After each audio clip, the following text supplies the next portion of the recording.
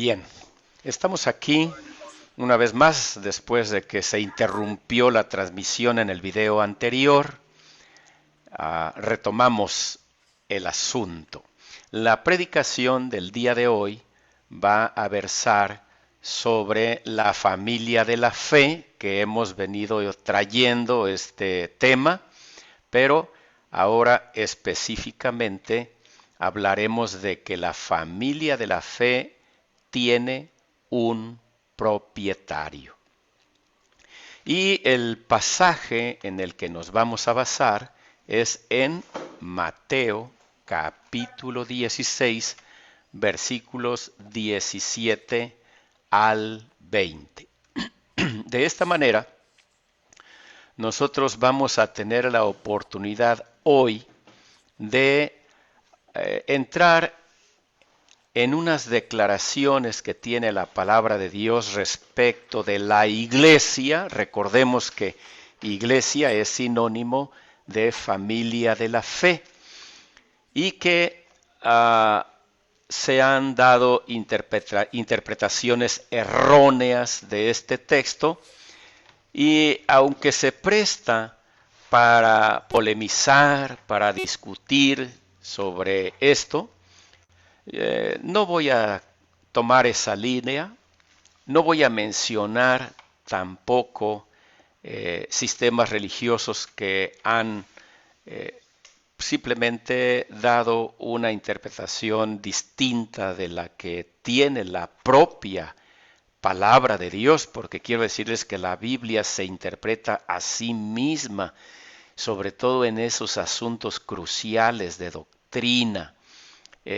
Dios fue tan sabio que no nos dejó tan abierta a nosotros la interpretación personal como para irse por caminos distintos, ¿no?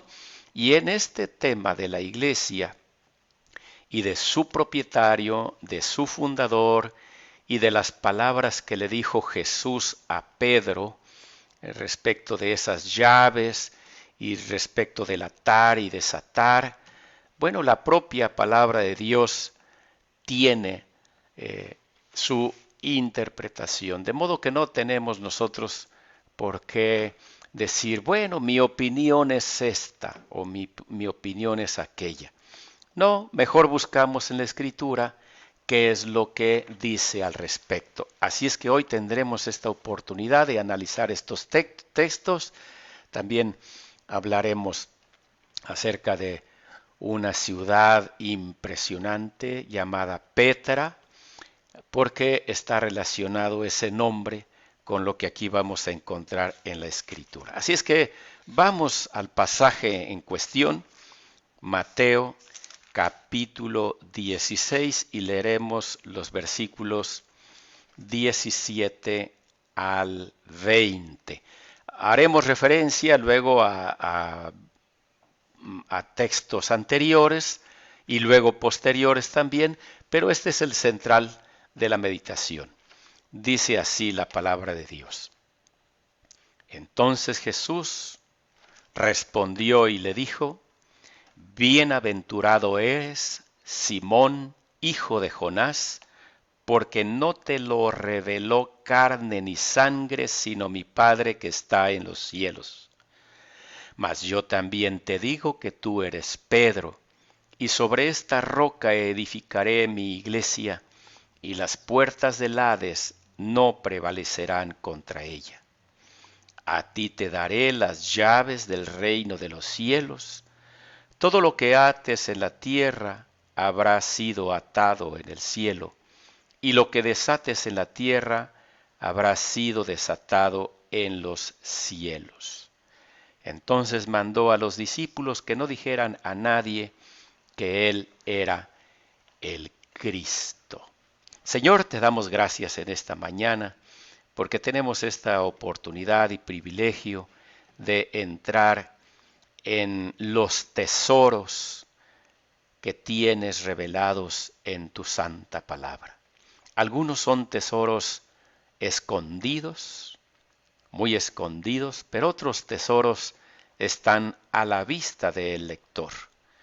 Y queremos, Señor, que en esta mañana tú nos muestres estos tesoros y que disfrutemos el aprendizaje. Te lo suplicamos en nombre de Cristo Jesús. Amén. Bien, en meditaciones pasadas vimos que la familia de la fe tiene un padre y ese padre es Dios. Ahora vamos a ver que la familia de la fe tiene un propietario. ¿Tiene un fundador? Sí, también tiene un fundador. Pero vamos a ver que no solamente tiene un fundador, sino que tiene un propietario. Es decir, la familia de la fe, la iglesia, la casa de Dios, la iglesia de Cristo, tiene un propietario, tiene un dueño. Luego hay personalidades que quieren adueñarse de las instituciones y adueñarse también de las familias de la fe locales y se sienten como dueños, como señores feudales de sus iglesias. Y ese es un error. Hay un dueño, hay un propietario por excelencia y eso es lo que vamos a encontrar aquí en estas páginas. Dice el versículo 17 y así iremos avanzando y relacionando este pasaje con otros, pero dice el Señor que a Pedro le da una felicitación, le dice bienaventurado. Es como felicitarlo, decirle muy bien, Simón. Y eres una persona muy feliz, eres digno de mi reconocimiento porque lo que acabas de decir no salió de ti.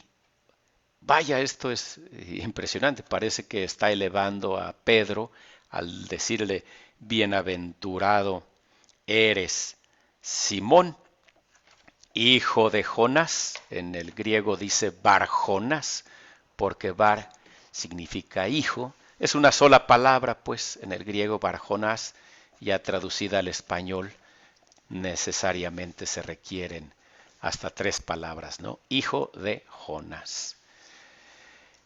Y hace referencia a ese nombre original de Jonás, el nombre que le pusieron sus padres, de Simón.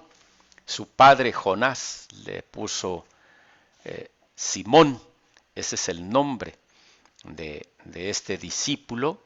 Y desde que tuvo su primer encuentro con Jesús, Jesús le diría como profetizándole o anunciándole premeditadamente que le cambiaría de nombre allá en los inicios del ministerio de Jesús y ahora sería esa confirmación de cambiarle ese nombre. Le dice Simón, hijo de Jonás, bienaventurado eres. Pero no le da la bienaventuranza porque este Simón es muy inteligente y muy sagaz en sus pensamientos y como que él ligó todo el conocimiento que tenía ya de Jesús al haberlo visto hacer los milagros, al escuchar sus enseñanzas y al haber visto esa gracia que emanaba de su persona. No sucedió eso en el cerebro de Jonás, de Simón, hijo de Jonás. Jesús no lo está felicitando por su gran capacidad de análisis. No, lo está felicitando porque él fue elegido por Dios para revelarle quién era Jesús. Eso es lo que dice el texto, porque no te lo reveló carne ni sangre, es decir, Primero, ni de tu propia capacidad, carne y sangre es sinónimo de ser humano. Tampoco te lo dijo allí en secreto alguno de mis otros discípulos, ¿verdad? Que se acercara y le dijera, Simón, dile esto. No, no. ¿Quién se lo reveló? Su Padre. Dice, mi Padre que está en los cielos. ¿Qué cosa le reveló? Bueno, le reveló esa confesión que está en el versículo 16, que es la respuesta que Simón Pedro hace a la pregunta de Jesús que está en el versículo 13. ¿Quién dicen los hombres que es el Hijo del Hombre? Y entonces le dijeron, bueno, pues unos dicen que tú eres Juan el Bautista. Ya Juan el Bautista había sido matado y algunos pensaban que Jesús podía haber sido Juan el Bautista resucitado o reencarnado. Según los pensamientos de la gente, podían llegar a pensar que Juan el Bautista ahora era Jesús. Pero otros pensaban que era Elías, aquel mencionado en el Antiguo Testamento. No voy a entrar en estos detalles. O también otros pensaban que podía ser Jeremías o alguno de los otros profetas de la antigüedad que pudo haberse levantado.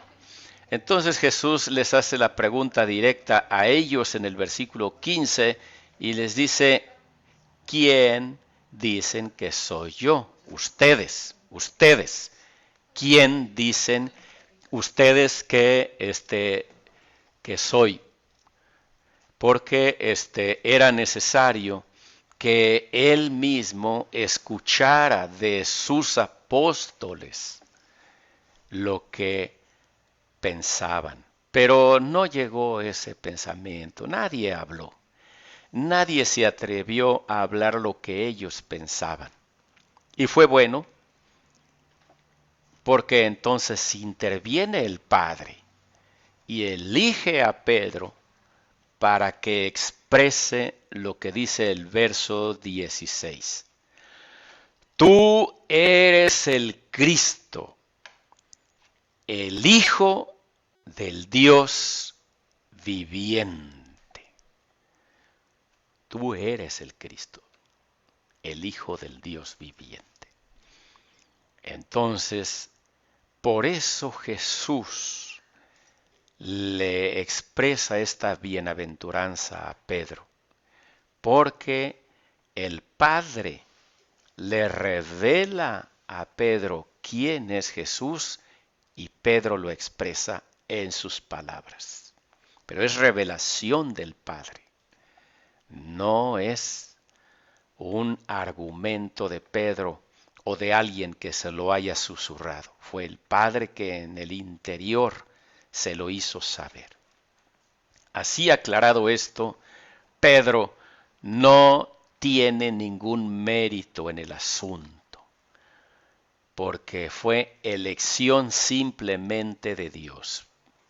El Padre pudo haber usado a Tomás y a través de Tomás revelarlo. Si el Padre hubiera querido, lo hubiera hecho a través de Jacobo, o de Juan, o de Natanael, o de Mateo. Él podía haber escogido a cualquiera de los otros, también Simones. Había otro Simón ahí en las filas. Había dos Judas. Pudo haber elegido al Judas no traidor. Es más, si el Padre hubiera querido, hasta al traidor hubiera usado para revelarlo.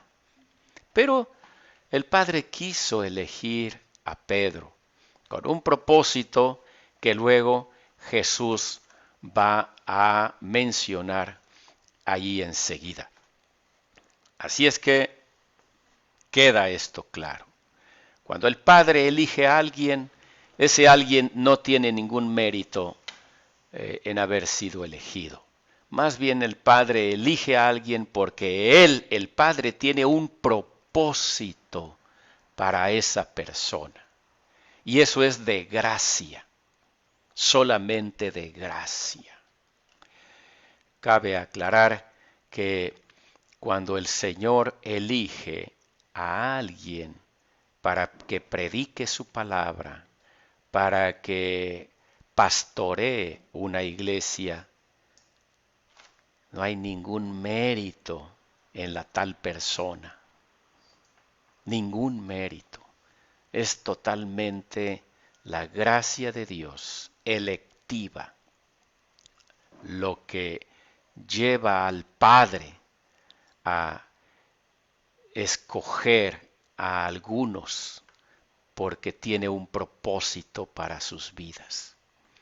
Y así Dios nos escoge en distintos escenarios de la vida, no solamente elige pastores o elige misioneros o elige diáconos o elige pues otro tipo de personas que están en el ministerio, digamos, ah, focalizado o que tienen una proyección, eh, podríamos usar esta palabra, pero en un buen sentido, ¿verdad? Protagónico. Eh, no solamente elige a ellos. El Padre nos va eligiendo a todos los que hemos creído en Él en distintos escenarios de la vida y momentos de nuestra vida para realizar algunos actos aquí y allá, para con alguien, para con algunos. Y así hemos podido ver vidas elegidas por el Padre para bendecir a gente alrededor, a veces a uno solo, a veces a más de uno. Y es asunto del Padre. Por eso cuando alguien hace algo por el prójimo, debiera pensar si el Padre le eligió y entonces hacerse a un lado y decir, bendito sea Dios, que a través de mí se pudo bendecir o llegar a ser bendición para alguien. Esto es algo importante para evitar todo signo de soberbia y de vanidad que pudiera haber en el servicio que le damos a Dios. La expresión que sigue en el versículo 18 es importante aclarar dos palabras que están aquí pronunciadas por parte de nuestro Señor Jesucristo. Le dice, mas yo también te digo que tú eres Pedro, cumpliendo aquello que le había dicho en el inicio de su ministerio, que sería llamado Cefas, que en arameo significa piedra y es el sinónimo en griego para Pedro. En griego la palabra es Petros. Entonces Jesús le diría, yo también te digo que tú eres Petros, y sobre esta roca, que es una palabra distinta de Petros, la palabra aquí es Petra. Entonces Jesús le está diciendo, si incrustamos estas palabras para diferenciarlas en el griego, diría, yo te digo que tú eres Petros, y sobre esta Petra edificaré mi iglesia. Y ahí nos detenemos tantito para dilucidar lo que el Señor Jesús está expresando. Petros es una piedra pequeña. Es una piedra que podríamos decir fácil, o bueno, no tan fácil porque algunos no somos tan fuertes, pero sí es una piedra que se puede manipular para la construcción. Nosotros en el área constructiva sabemos que una piedra manejable debe andar sobre los 40 kilogramos máximo para que pueda trabajarse.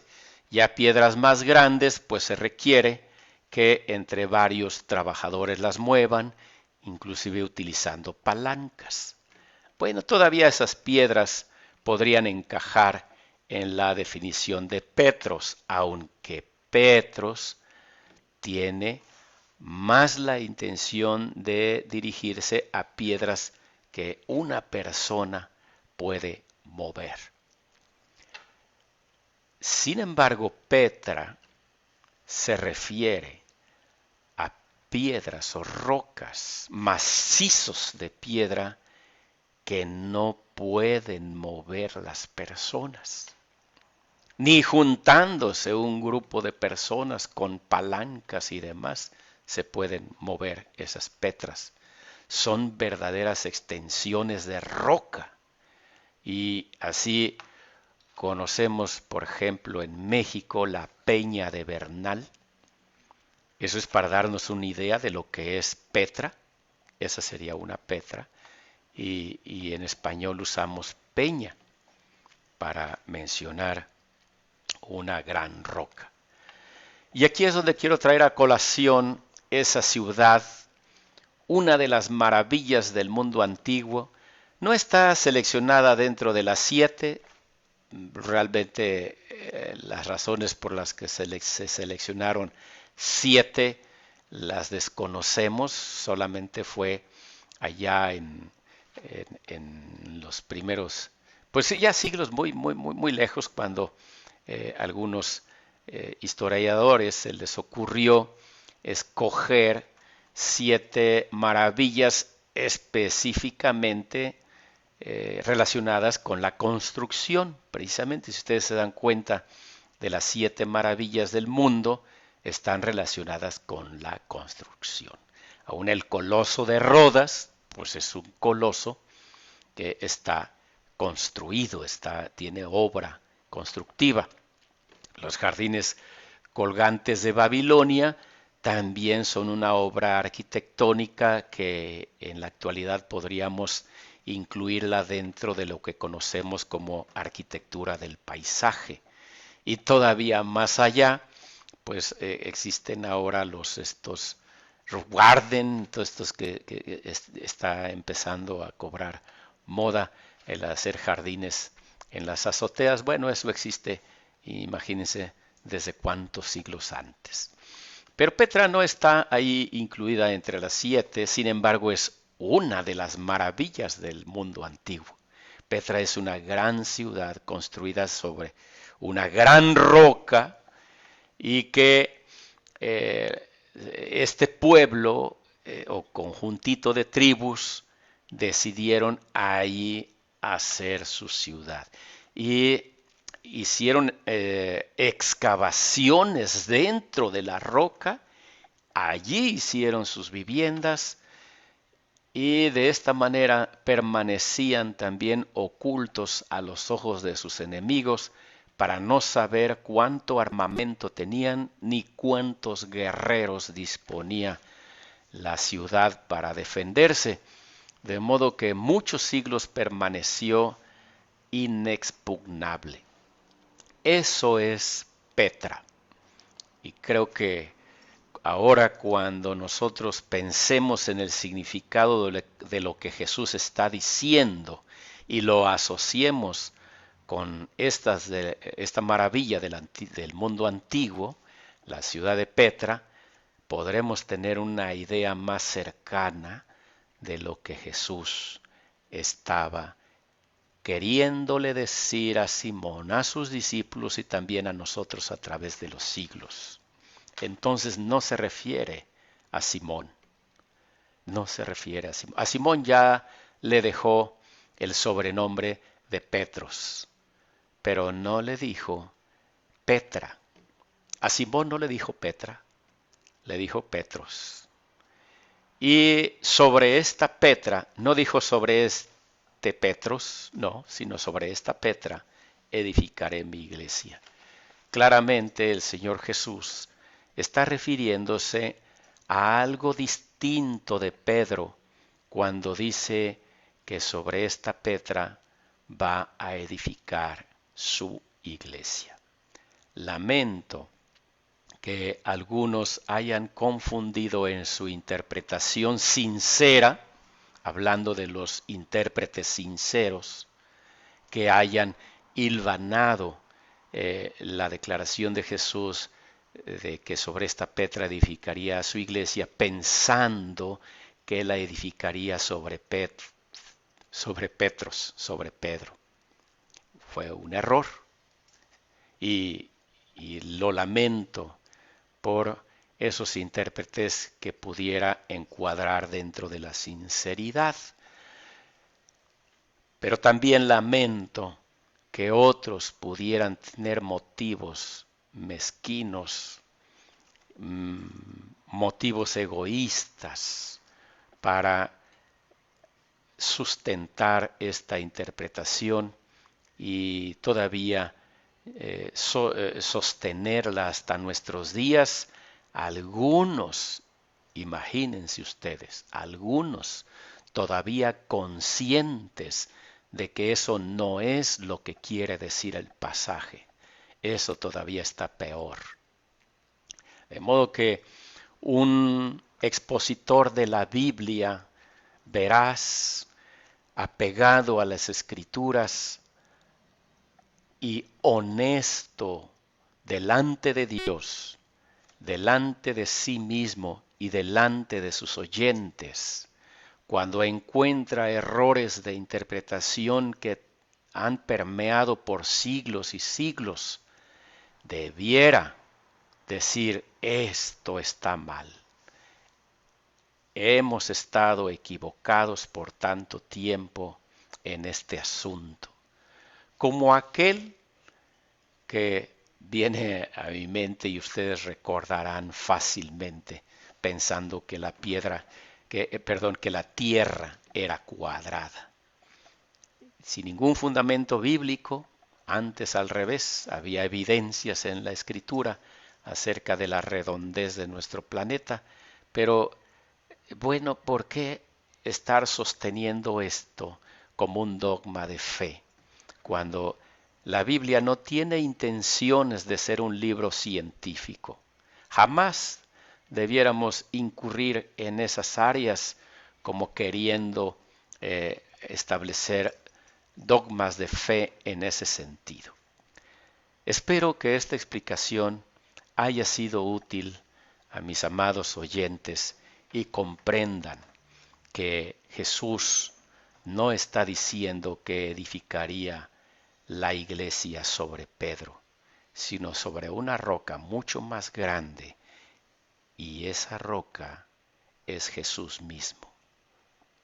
Pedro mismo haría esta declaración en sus escritos que encontramos allá en la primera carta del apóstol Pedro en el capítulo 2, y que les voy a invitar que vayamos a ella a leerla.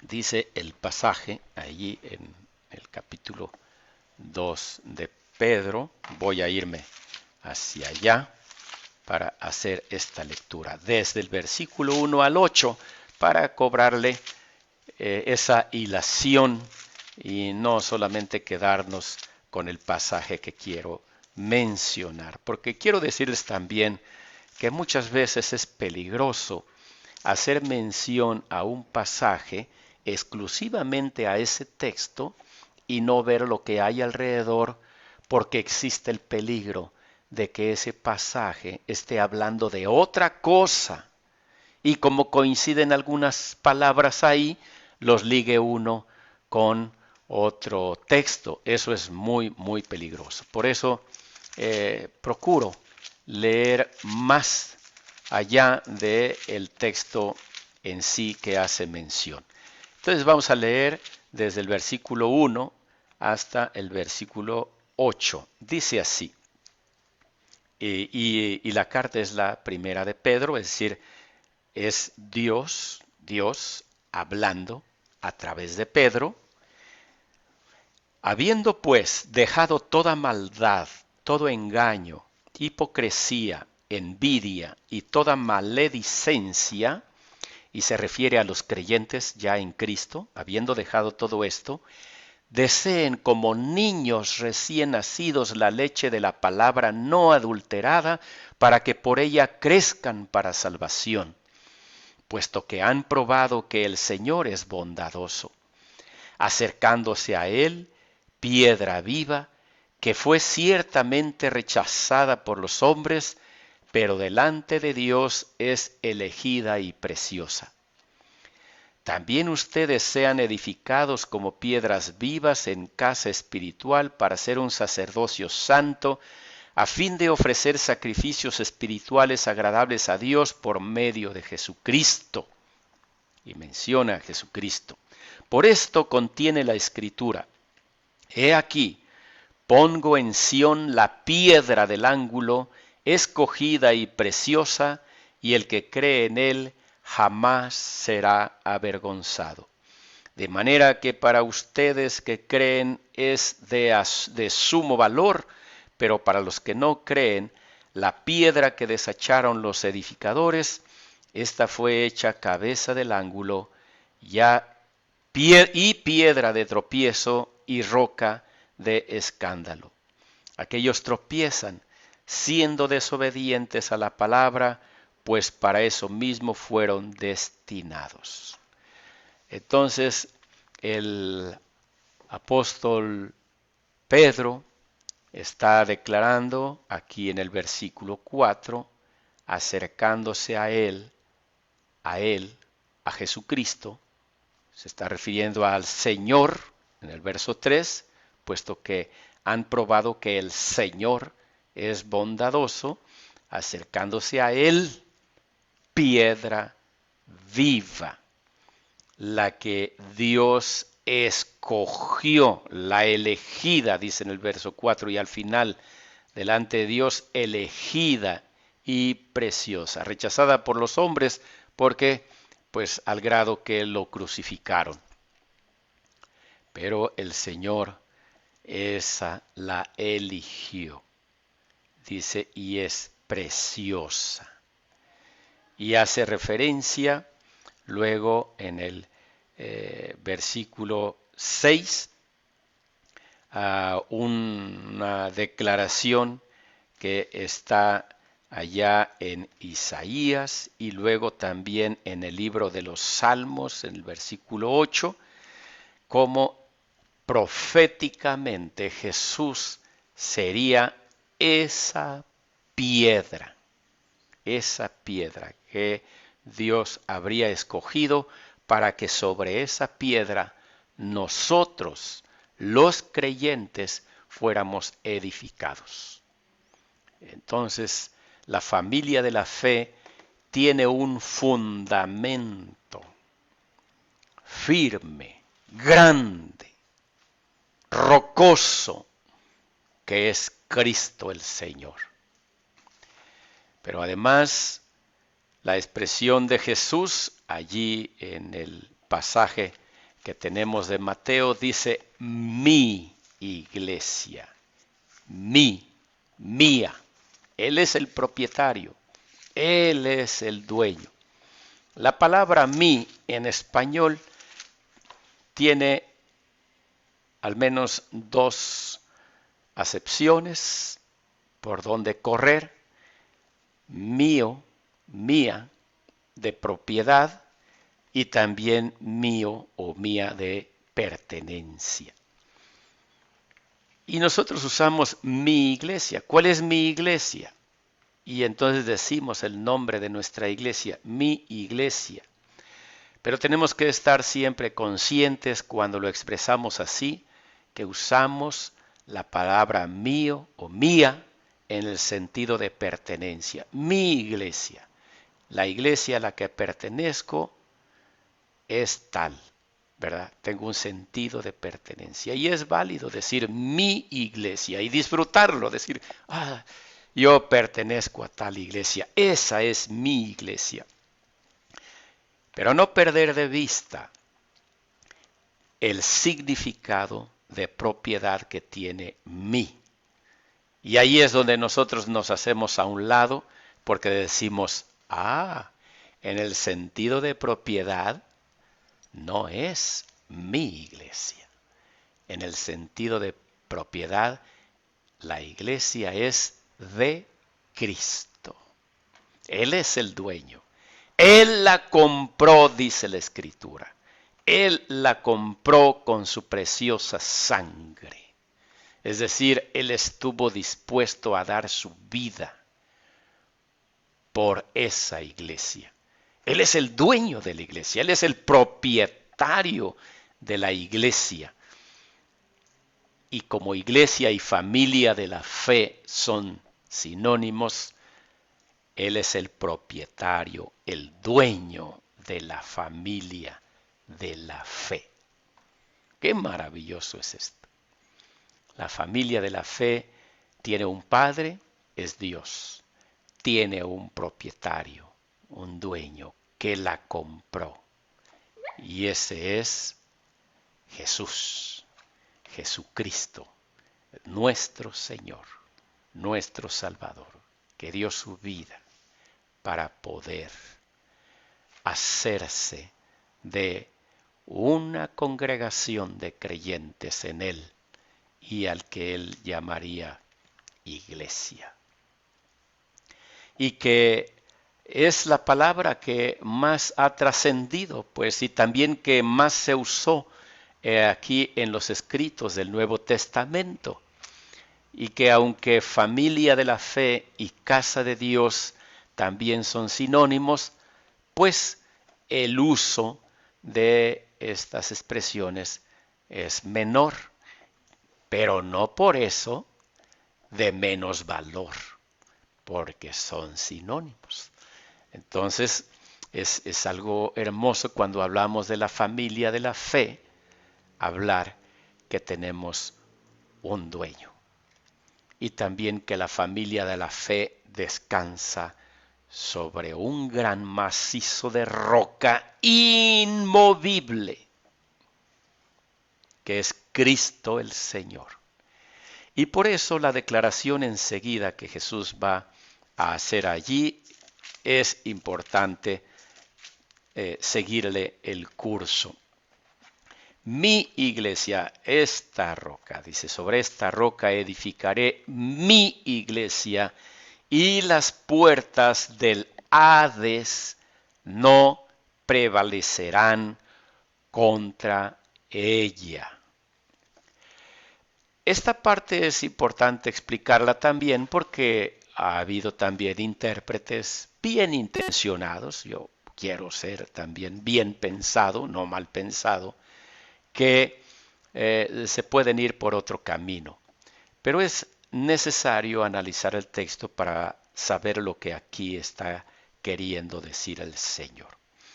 Dice que esa iglesia, su iglesia, las puertas del Hades no prevalecerán contra ella. En ese momento, la iglesia de Cristo todavía no existe. Jesús está diciendo que la va a edificar. No que ya la edificó, sino que la va a edificar. Entonces, falta tiempecito. Los acontecimientos que van a venir después va a ser la muerte de nuestro Señor Jesucristo en primera instancia, el fundador, el del fundamento firme de esa iglesia a futuro que todavía no nace, sino que está en proyecto del Señor Jesús. Es su proyecto, podríamos decir, su proyecto de vida, la iglesia. Podríamos preguntarle a alguien, alguna vez lo he hecho, y ojalá y un día me encuentre otra vez con esos dos jóvenes que allá en Querétaro me encontré en una cancha recién que estuve allá y les hice estas preguntas. ¿Cuál es su proyecto de vida? Quiera Dios y nos volvamos a encontrar y su proyecto de vida haya cambiado, porque en ese momento yo veía que no tenían proyecto de vida y que iban por un rumbo equivocado. Pues Jesús tenía su proyecto de vida. Y podemos decir que la iglesia estaba dentro de ese proyecto de vida. Y para poder fundar y para poder realizar, llevar a cabo ese proyecto, Él tenía que morir. Él tenía que morir. Pero las puertas del Hades no podrían contra ese proyecto. De entrada, no podrían contra su proyectista. Pareciera que si se mata al que tiene un proyecto, se acabó el proyecto. Y bueno, en la vida práctica a veces sucede, a veces no, porque el que tiene una idea o un proyecto y lo expone y otros abracen esa idea, aunque muera el que tenía el proyecto, los demás continuarán con ese proyecto. Y aunque aquí aplicaría que los apóstoles continuarían con su proyecto, lejos está la posibilidad de que lo pudieran realizar sin el fundamento firme, sin la roca sobre la que se edificaría. No lo podrían llevar a cabo, porque el proyecto es que esté fundado sobre una roca. Entonces Jesús, esa roca, sería muerto. Y más adelante, precisamente él anunciaría su muerte. En los versículos 21 dice el texto, y nada más voy a leer el 21, porque los demás tengo que meterme en otro tema relacionado con lo que Jesús le va a decir a Pedro allá. Entonces, dice, desde entonces Jesús comenzó a explicar a sus discípulos que le era preciso ir a Jerusalén y padecer mucho de parte de los ancianos, de los principales sacerdotes y de los escribas, y ser muerto y resucitar al tercer día. No debemos perder de vista que hay una razón por la que está inmediatamente en el versículo 21 el anunciamiento de la muerte de Jesús, y Jesús está hablando en el versículo 18 precisamente de la muerte, las puertas del Hades. ¿Qué es el Hades? El Hades, aunque tiene varios significados, como infierno, como abismo, y que en un punto pueden ser sinónimos, Hades, por excelencia, en tiempos de Jesús, significaba el reino de los muertos, o el mundo de los muertos, o el lugar a donde van los muertos. Y más claro podríamos pensar en el reino de los muertos, hablando aquí de un prevalecer, de un vencer, el mundo de los muertos. Bueno, esta idea de Hades es muy importante porque está relacionado luego con que Jesús va a anunciar su muerte. Jesús va a ir al mundo de los muertos, va a ir al reino de los muertos, tendrá que entrar ahí. Pero Él está diciendo que esas puertas del mundo de los muertos no van a poder prevalecer contra ese proyecto que Él tiene, que es su iglesia. Y comenzando por Él mismo, la roca sobre la que va a fundar su iglesia, no va a poder ser retenida en el mundo de los muertos. Las puertas que cierran la posibilidad de que un muerto, y poniendo a los muertos como por abajo, la posibilidad de que los muertos abran esas puertas y salgan al exterior, esa posibilidad se fue para abajo, empezando con Cristo Jesús. Esa puerta no pudo prevalecer contra Jesús. Jesús descendió, pero rompería esas puertas y no podría prevalecer contra el fundador de la iglesia, contra la roca de la iglesia. Ahora si pensamos en eso de roca, imaginen una gran roca golpeando las puertas del Hades para abrirlas y esa roca salir al exterior triunfante, victorioso, un día como hoy, un día del Señor, que Él resucitó. ¿No es hermosísimo esto? ¿No es maravilloso? El día del Señor, el octavo día que rompe la oscuridad y Jesús resucita. Así es que una vez que el fundador, el dueño de la iglesia, vence las puertas de la muerte, todos sus seguidores, todos sus creyentes, que formamos parte de su iglesia, tampoco nos va a poder retener el Hades. No, porque un día resucitaremos también con Él. Y allí estaremos por siempre. Sé que se oye bonito decir que la iglesia ha prevalecido a través de los siglos y no va a extinguirse, y que este pasaje anuncia eso.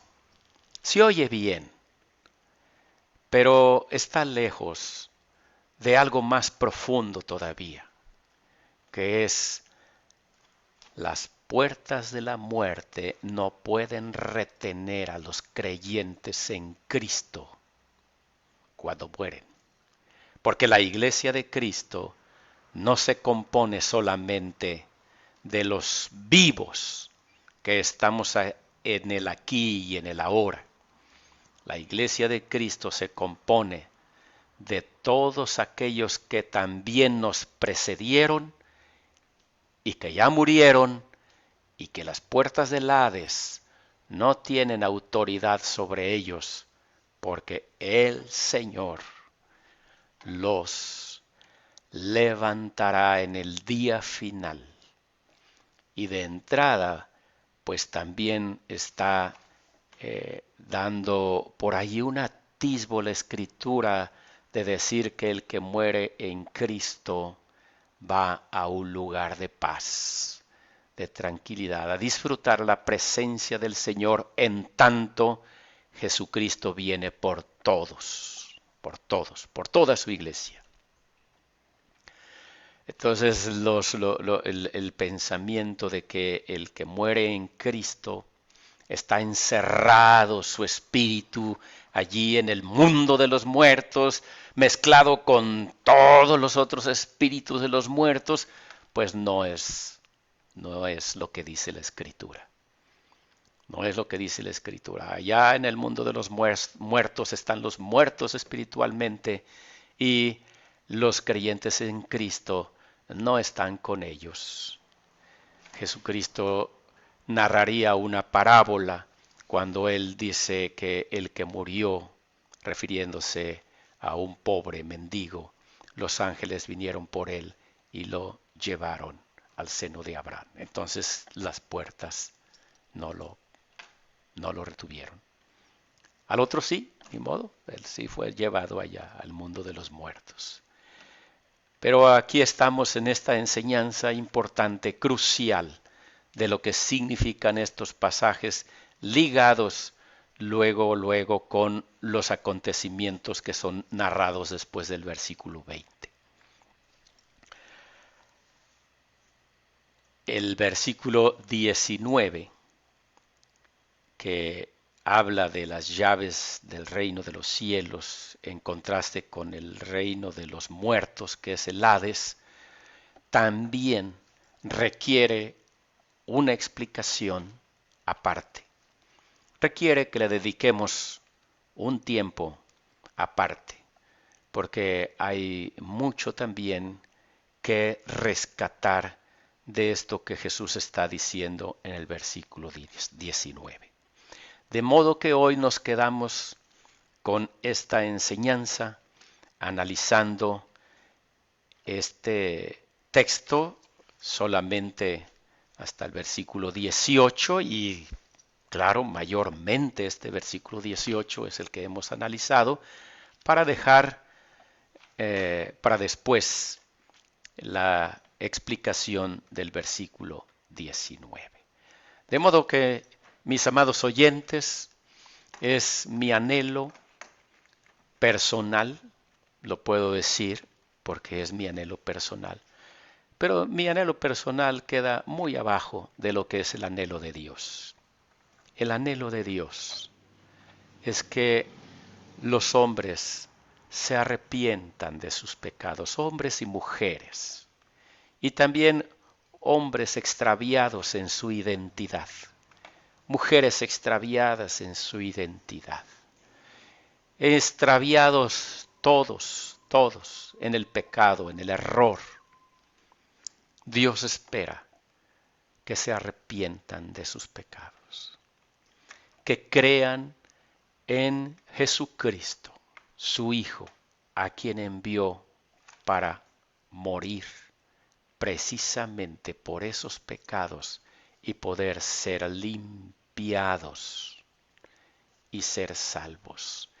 E ingresar entonces, no nosotros ingresar, sino que el Padre ingresarnos a su familia, ingresarnos a la familia de Cristo, ingresarnos a la casa de Dios, ingresarnos a la iglesia de Cristo, que es por todas las edades. Y que cuando muera, esté seguro que las puertas del Hades no van a prevalecer contra él porque forma parte de la iglesia de Cristo Jesús. Y por formar parte de la iglesia de Cristo Jesús, esas puertas no lo podrán retener. Y podremos estar por siempre con el Señor. Les animo a que tomen esa decisión quienes aún no la toman y ahí en su lugar, donde estén, puedan arrodillarse delante de Dios y decirle: Señor, perdóname, perdóname, límpiame de todo mi pecado, de toda mi maldad, hazme una nueva criatura, perdóname. Creo en Jesucristo como mi Señor, el que dio su vida por mí. Y además será mi roca de aquí en adelante. Mi vida estará fincada sobre Él. En Él descansaré. Hasta ahora mi vida ha estado pues asentada en otras cosas. Pero ahora yo quiero que mi vida esté fundada, asentada sobre Cristo Jesús, la roca eterna. Que Dios nos bendiga. Nos vemos, Dios mediante, en la próxima meditación el miércoles. Buena tarde.